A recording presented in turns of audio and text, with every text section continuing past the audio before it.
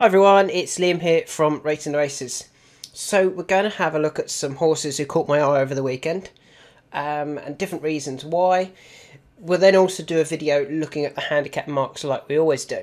So let's start off with this race, the listed race at Newcastle.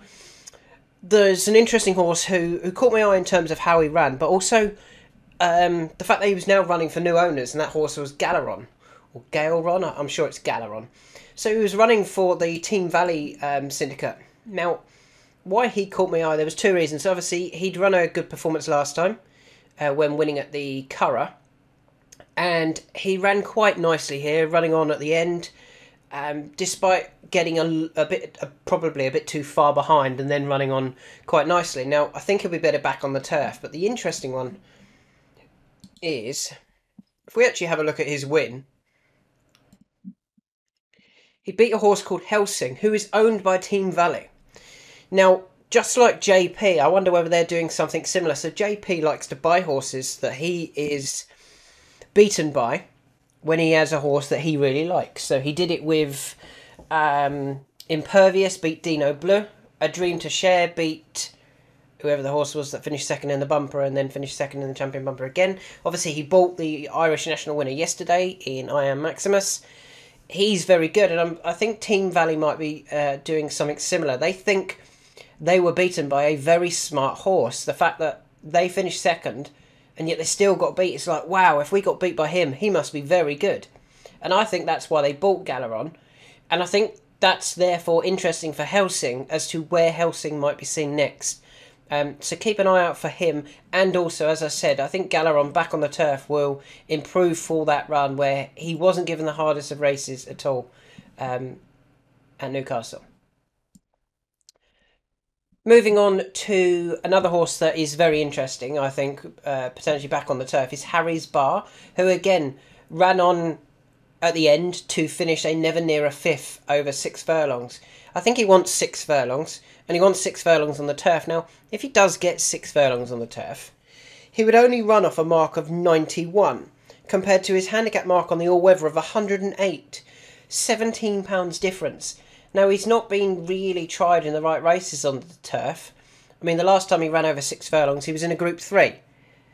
Run him in a handicap of 91. You know, could be even one of the feature handicaps right near the bottom of the weights. Yeah, I think he could be interesting in a handicap on the turf over 6 furlongs. I mean, last time he ran over 5 on the turf. That's too short for him. The fact he's running over 6 on the all-weather, he's even tried 7 on the all-weather. He wants 6 furlongs, I think, on the turf. So keep an eye out for Harry's Bar to see where he turns up. We've then got a few that caught my eye at Lingfield. Now, they all caught my eye for very similar reasons, and Lingfield is a track that what you want to do is, as you come into that final straight, you must come off the inside rail and come down the outside. You'll so often see horses use the slingshot effect, where they come off the bend and then absolutely fly at the finish.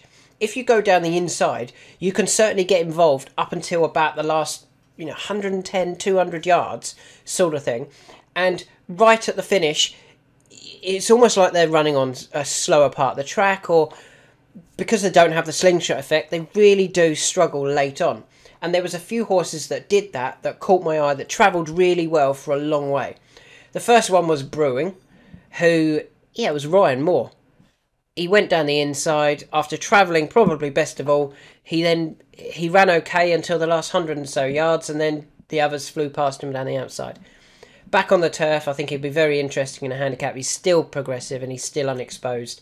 So don't give up on Brewing. Next horse who did something very similar, the Green Man.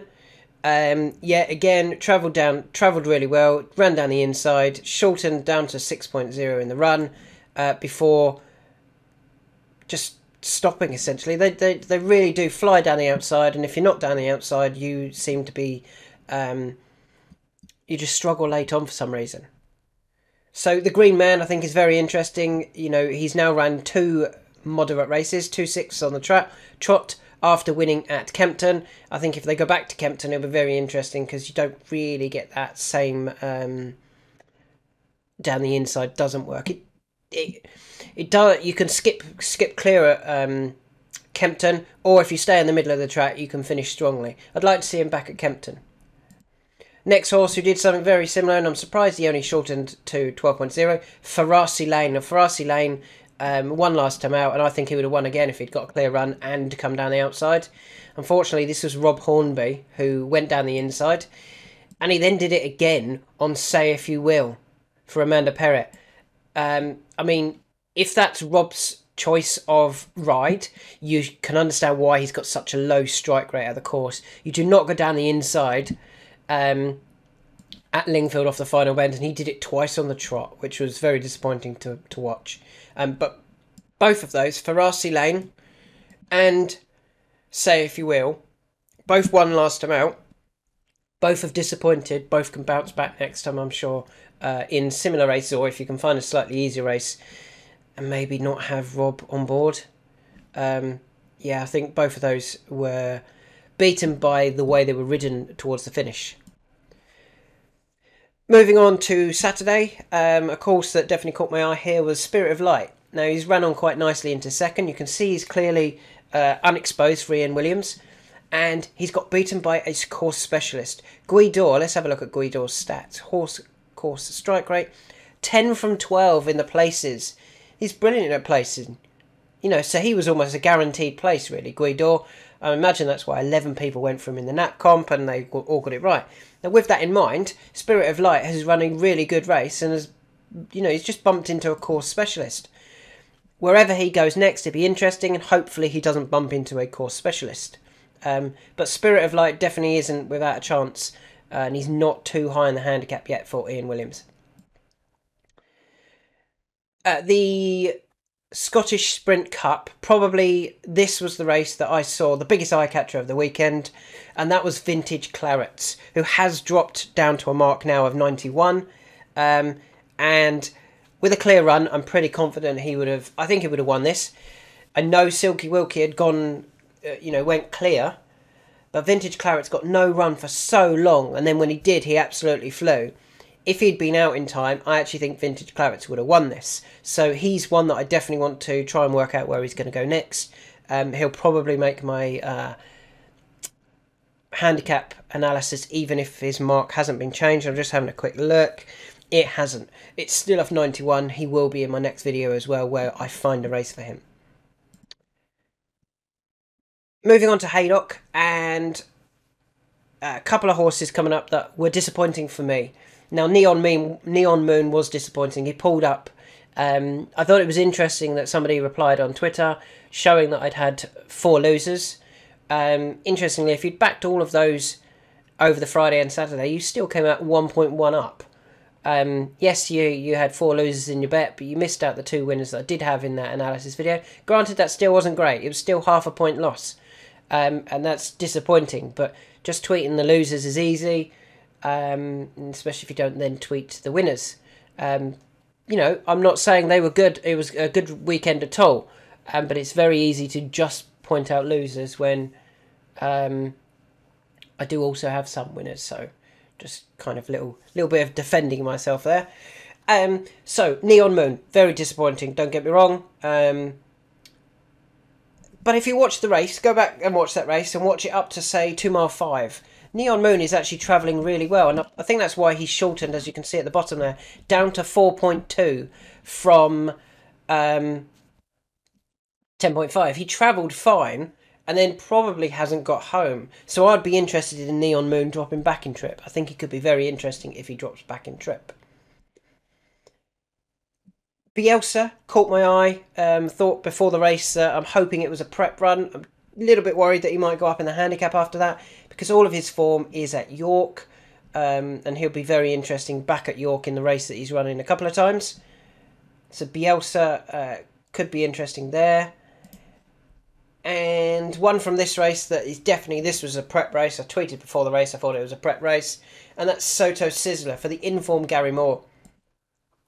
To finish 12th of 13, absolutely nothing wrong with that. Not bothered at all, because this is what he did this time last year. He finished 7th of 8 in a listed race at Kempton. Then he went to Epsom and he won. And then he finished 2nd at Epsom. All his form is at Epsom. That's where he'll be going back. And he's now had that run under his belt after 183 days off the track.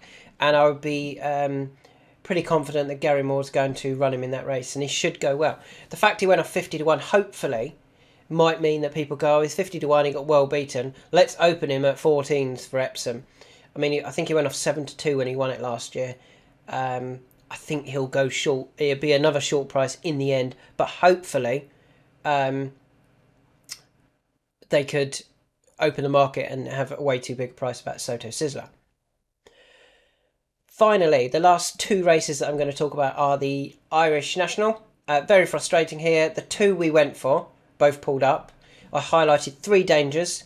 Royal Pagaya at 20s who went off 10s, but disappointed. Well, he fell actually when we don't really know how he was going to go.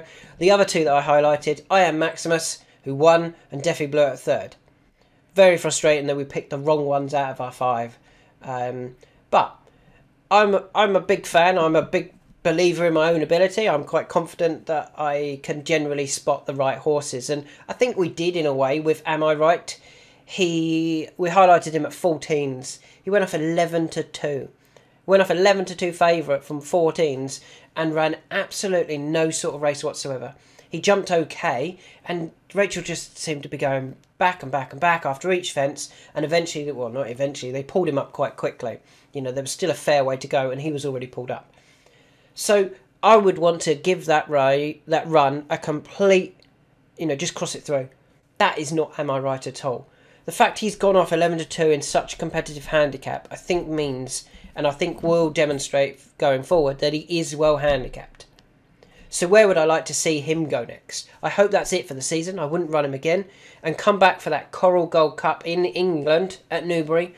Coral Gold Cup, Ladbroke Trophy, Hennessy, whatever it's called. Win that and then aim him at the Grand National. They could also potentially come over for the Beecher Chase and get some experience over the fences. I really think Am I Right is good enough to win a race like that, and I think he's well handicapped, and I think he wants a trip. It just didn't work yesterday, but hopefully, because it didn't work, we might get the opening prices again next time in a feature handicap of 14, 16, 18 to 1, and then he'll probably get really well supported again, and hopefully he runs a lot better. The other horse who disappointed for me, the Goffer, did actually travel okay.